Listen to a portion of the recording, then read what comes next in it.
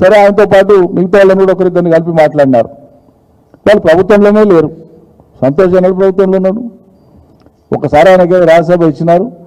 ఆయన మొత్తం పాత్ర అంతా కూడా కేసీఆర్కు వ్యక్తిగత సహాయకుడు. నిజం చెప్పాలంటే ఆయన మంది కాదు కదా, మీ అన్ననే కదా.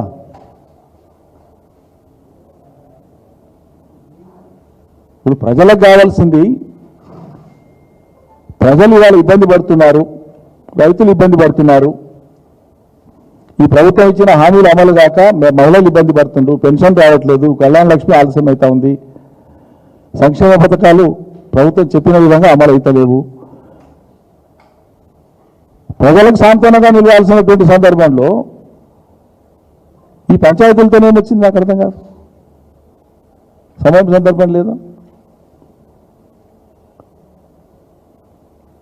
ఎక్కడో మరి అర్థం చేసుకోవడంలో ఎక్కడన్నా పొరపాటు జరిగింది, ఏం జరిగిందో నాకు తెలియదు. నేను లోతుల్లోకి బోదలుచుకోలేదు ఇప్పట్లో. కానీ నాకు బాధ కలిగింది కాబట్టి చెప్తాను, ఇది పద్ధతి కాదు.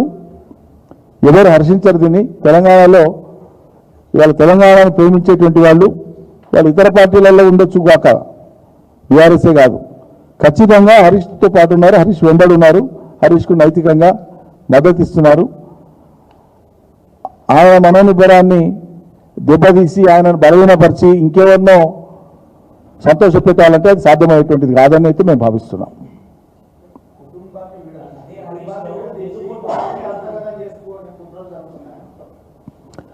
ఒక మాట బ్రదర్, సరే ఎవరికైనా కుటుంబం ఉంటుంది, ఏ నాయకుడికైనా ఏ పార్టీ అధినేతకైనా కుటుంబం ఉంటుంది, వాళ్ళ కుటుంబ విషయాలు ఉంటాయి, అది కుటుంబం వరకు ఓకే. కానీ ఒక్కటి మనం గమనించాల్సింది, కుటుంబానికి సంబంధించి కుటుంబ సభ్యులు కుటుంబ అధినేతను చూసినప్పుడు కుటుంబ అధినేతగానే ఎక్కువ చూస్తారు. రాజకీయంగా చూసినప్పుడు కుటుంబానికి అవతల ఉండేటువంటి రాజకీయ నాయకులకు ఉండేంత లోతైన పరిశీలన కుటుంబ సభ్యులు కొన్నిసార్లు ఉండకపోయే అవకాశం కూడా ఉంటుంది. ఉదాహరణకు నేను గర్వంగా చెప్తాను, నేను కేసీఆర్ను 99% అర్థం చేసుకుంటా, అంచనా వేసుకుంటా, ఏ క్షణాన కేసీఆర్ ఆలోచన ధోరణి ఎట్లుంటుంది అనేది. ఈ 99% దగ్గరగా కుటుంబ సభ్యులు ఉన్నారని నేనైతే అనుకోను. అనేది అది. కాబట్టి కేసీఆర్కు ఉండేటువంటి ప్రజ్ఞాపాఠవాలు, ఆయనకుండే చతురత, ఆయనకుండేటువంటి వ్యూహము, ఆయనకుండేటువంటి ముందు చూపు, ఆయనకుండేటువంటి సమయస్ఫూర్తిని ఎవరో ట్యాంపర్ చేసి ఏందో చేసి గిలిగిలి చేసి వెనక నుంచి ఏందో చేసేంత అంత బేలుగానే ఉన్నాడు ఆ KCR. KCR is a legend, KCR is a crusader. కేసీఆర్ను తప్పుదోవ పట్టించేంత ఆలోచన ఎవరైనా చేస్తే కూడా దానికి ఆస్కారం ఇచ్చి ఆ వచ్చులో పడేంత బలహీనుడు ఆ కేసీఆర్. అయితే తెలంగాణ సాధించేవాడా? దేశంలోని ఇన్ని పార్టీలను ఒప్పించేవాడా? అట్లా అంటున్నారంటేనే కేసీఆర్ను 100% అర్థం చేసుకోలేదని నేను అనుకుంటా. అది నా భావన.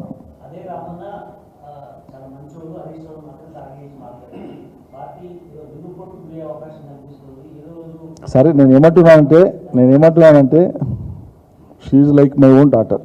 నా డాటర్ కంటే పెద్దది, మా చెల్లెల కంటే చిన్నది. మా అధినేత కూతురు, మాకు కూడా సొంత కూతురు లాంటిది. మాకు అదే వాత్సల్యం ఉంటుంది. ఇప్పుడు రామన్న మంచోడు అనే మాట సంతోషం, హరీష్ అన్న చాలా మంచోడు అనేటువంటి మాట 10 సార్లు అన్నది కదా. అది కూడా ప్రామాణికంగా తీసుకోండి మీరు.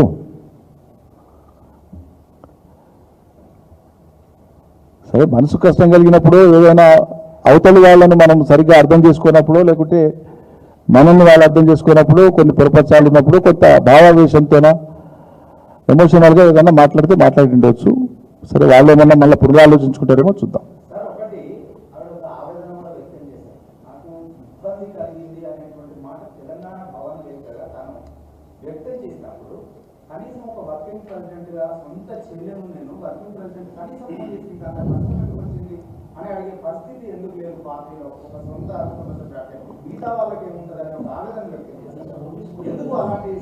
అంటే నేను ఏమంటున్నానంటే, అందుకే ఇంతకుముందు చెప్పాను, తను ఇబ్బందుల్లో ఉన్నప్పుడు తన పైన ఒక కేసు పెట్టి జైల్లో పెట్టినప్పుడు ఆడబిడ్డను అందరం బాధపడ్డాం, కుటుంబ సభ్యులు బాధపడ్డారు. అన్నలాంటి హరీష్, సొంత అన్న అయినటువంటి కేటీఆర్, ఆమె బయటకు వచ్చే వరకు వాళ్ళు సుప్రీంకోర్టుకు వెళ్ళి న్యాయవాదులు సంప్రదించి చట్టపరంగా చేయవలసినటువంటి అనేక ప్రయత్నాలు వాళ్ళని చేసినారు. పట్టించుకోలేదనేటువంటి మాట సరైంది కాదు. ఒకటి.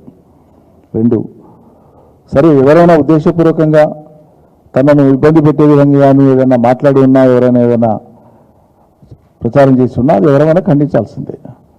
ఖండించలేదని మీరు ఎందుకు అనుకుంటున్నారు? చెప్పే వాళ్ళకి చెప్పి తిరిగి చెప్పింటారు కదా, చెప్పకుండా ఉండరు కదా.